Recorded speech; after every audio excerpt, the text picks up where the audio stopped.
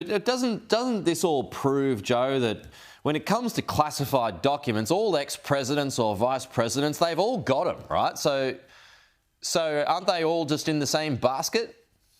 I believe so. Look, a lot of the mainstream media and even people like the New York Times are going way out of their way to say that what happened with Biden and what happened with Trump are two different things, that Trump is culpable and Biden is sort of is not, and that it's not.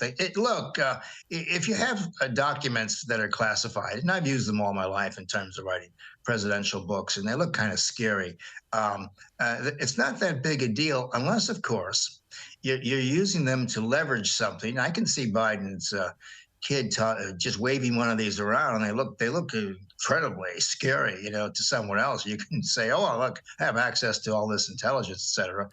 Look, they classify too much. Most presidents now classify their luncheon menus, and we're just overclassified in the United States.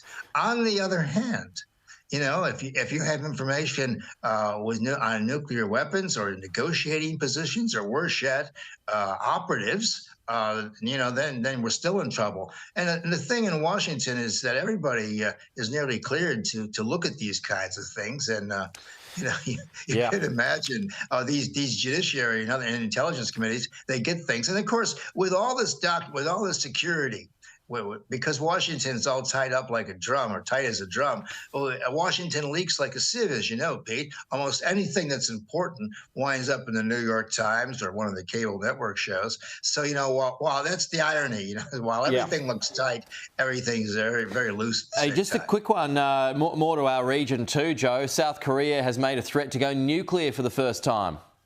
Well, it's more than a threat. The president of South Korea has said that literally that they can't trust the American nuclear guarantee, and that they may have to go their own way.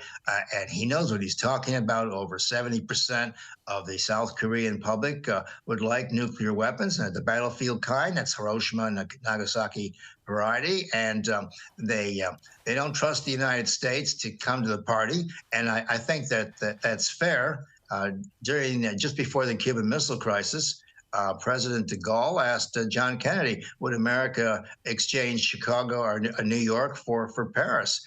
And the president, while waffling a little bit, Kennedy said to him, no, Americans will not have a nuclear war, will not give up an American city for a non-American event. And so, look, South Korea knows that it's going to be pretty much on its own, and Japan will then follow suit. And Pete, let me tell you, when South Korea gets nuclear weapons, and look, they're only a screwdriver away because they got all the components over there. North Korea is going to pay attention, and China is going to pay attention, because South Korea wants to deal directly with North Korea, and they want to deal with like for like.